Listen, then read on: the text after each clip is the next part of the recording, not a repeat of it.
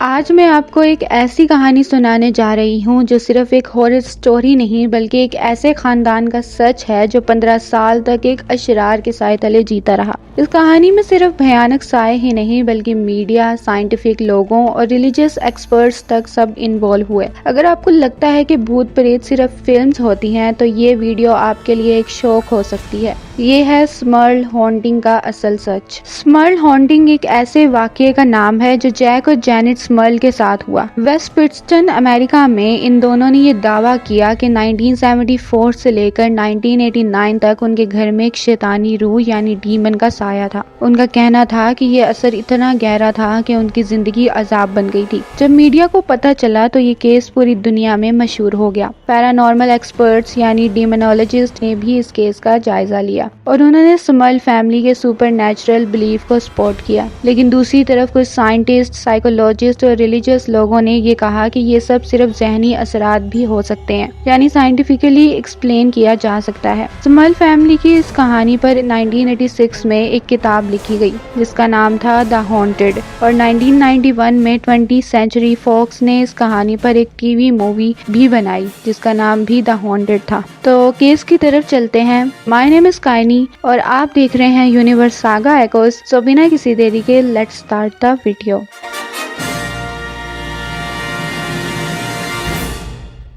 1973 کے اگست میں سمرل فیملی نے ویسٹ پٹسن کے چیز اسٹریٹ پر ایک ڈبل بلاک گھر میں رہائش اختیار کی۔ ان کا کہنا تھا کہ جیسے ہی وہ اس گھر میں آئے ان کی زندگی ایک خوفناک نائٹ میئر بن گئی۔ انہوں نے دعویٰ کیا کہ ان کے نئے گھر میں کوئی شیطانی قوت موجود تھی، ایک ایسا ڈیمن جو صرف ان کے گھر کو نہیں ان کی روحوں تک کو ہلا گیا۔ یہ روح صرف آوازیں نہیں کرتی تھی، بلند آوازیں، بدبو اور عجیب و غریب حرکتیں عام بات تھی۔ کبھی یہ ان کے میٹرس کو ہلاتا، کبھی ان کے ڈوگ کو دیوار پر دیکھ کر دیکھنے والوں کے ہوش اڑ جاتے۔ سب سے ڈراونا پل تب آیا جب ان کی ایک بیٹی کو سیڑھیوں سے دھکا دے دیا گیا بنا کسی انسانی ہاتھ کے، اور سب سے برا جب اس روح نے ان کے گھر والوں پر فزیکلی اور سیکسولی حملے کیے بار بار۔ 1986 میں جب سمرل فیملی کا صبر ٹوٹنے کے قریب تھا تو انہوں نے مدد کے لیے بلایا دنیا کے مشہور ڈیمونالوجسٹ کا جوڑا، ایڈی اور لورن وارن کو۔ ایڈی وارن کا کہنا تھا کہ جس ڈیمن نے سمرل فیملی کے گھر کو اپنا بسیرا بنایا تھا وہ بہت زیادہ طاقتور تھا۔ جب انہوں نے اسے بھاگنے کی کوشش کی تعویذ، دعاؤں اور ریلیجیس میوزک کے ذریعے تو پورے گھر میں چیزیں ہلنے لگیں، شیشے کانپنے لگے، فرنیچر ہلتا رہا جیسے کوئی دکھ نہیں رہا لیکن ہر جگہ موجود ہے۔ ایڈی نے محسوس کیا کہ روم کا ٹمپریچر اچانک نیچے گر گیا اور پھر اس نے دیکھا کہ ایک کالی سیاہ سایہ جو دھیرے دھیرے شیپ لے رہا تھا۔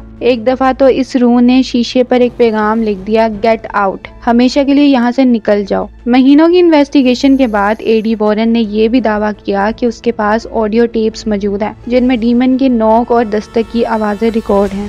جب یہ کیس میڈیا میں چھا گیا تو کچھ لوگوں نے اسے صرف ہارر کہانی نہیں بلکہ دھوکہ کہہ کر ریجیکٹ کر دیا۔ ان میں سب سے اہم نام تھا پروفیسر پال کرٹس جو State University of New York at Buffalo میں پروفیسر تھے اور اس وقت کے Committee for the Scientific Investigation of Claims of the Paranormal کے چیئرمین بھی۔ ان کا کہنا تھا کہ وارنز نہ تو نیوٹرل تھے، نہ آبجیکٹو اور نہ ہی امپارشل۔ کرٹس نے سمرل فیملی کے دعوے کو دھوکہ، ڈرامہ اور صرف ایک بھوت کی کہانی قرار دیا۔ ان کا یہ بھی کہنا تھا کہ ہو سکتا ہے یہ سب ان کے ذہنی اثرات کا نتیجہ ہو، شاید ڈیلیوژن، ہالیسینیشن یا کسی برین امپیئرمنٹ کی وجہ سے۔ انہوں نے سجیسٹ کیا کہ سمرل فیملی کو سائیکیٹرک اور سائیکولوجیکل چیک اپ کروانا چاہیے۔ اسی بیچ جیک سمرل نے ایک اخبار کو بتایا کہ 1983 میں اس کا دماغ کا آپریشن ہوا تھا جس میں اس کے دماغ سے پانی نکالا گیا تھا کیونکہ وہ شارٹ ٹرم میموری کا شکار ہو گیا تھا۔ ایک اور سائیکولوجسٹ ڈاکٹر رابرٹ گورڈن نے کہا، لوگ اکثر اپنی پرسنل اور فیملی پرابلمز کا جواب ڈیمونالوجی میں ڈھونڈتے ہیں۔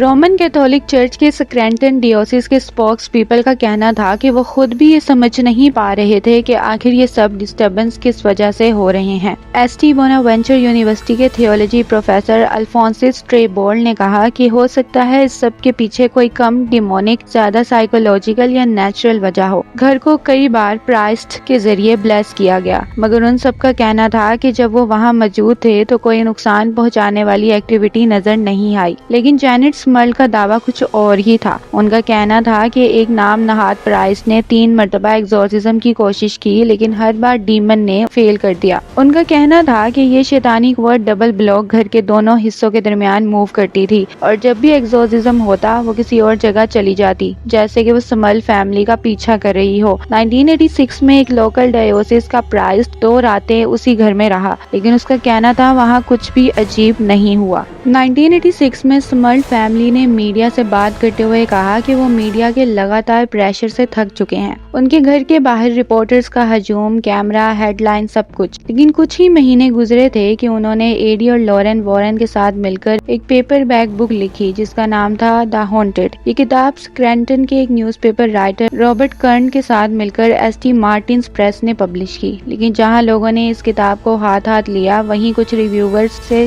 सख्त तनकीद का निशाना बनाया। स्मर्ल फैमिली को लगा कि इंटेंस प्रेयर के बाद सब कुछ नॉर्मल हो गया है। लेकिन 1987 में जेनेट स्मर्ल ने रिपोर्टर्स से कहा कि उन्हें अब भी दस्तक और साए सुनाई देते हैं, जैसे पुरानी रूहें अब भी उनका पीछा कर रही हों। जब स्मर्ल फैमिली ने विल्स-बेरी शिफ्ट किया तो 1988 में डेब्रा आउंस ने पुरानी स्मर्ल घर में रहना शुरू किया। उसने रिपोर्टर्स को बताया कि उसे कभी भी कोई सुपरनैचुरल चीजें नहीं मिली वहाँ। लेकिन 1991 में 20th सेंचुरी फॉक्स ने 1-2 घंटे की made for TV movie the haunted release की। ये मूवी रॉबर्ट कर्न, वॉरेन्स और स्मर्ल ने मिलकर लिखी थी और उसमें जेफरी डीमॉन ने जैक स्मर्ल का किरदार अदा किया और सैली क्रिकलैंड ने जेनेट स्मर्ल का किरदार अदा किया। क्या स्मर्ल फैमिली झूठ बोल रही थी या फिर उनका सामना वाकई किसी ऐसे शैतानी कुव्वत से हुआ जो इंसान के बस से बाहर थी? जवाब अब भी ढूंढा जा रहा है। लेकिन अगर आपको लगता है ये सब सिर्फ एक कहानी थी तो एक बार एमिटीविले हॉरर केस का सच भी सुन लीजिए, जहां सिर्फ एक घर नहीं पूरी जिंदगी बदल गई थी। और अगर आप सोचते हैं कि इंसानी रूह कभी कभी ही कब्जे में आती है तो एनालिस माइकल का वो केस देखना मत भूलिएगा, जहां साइंस भी चुप हो गई थी और ईमान का इम्तिहान शुरू हुआ था। तो चलिए मिलते हैं अगले केस में। Take care, good bye.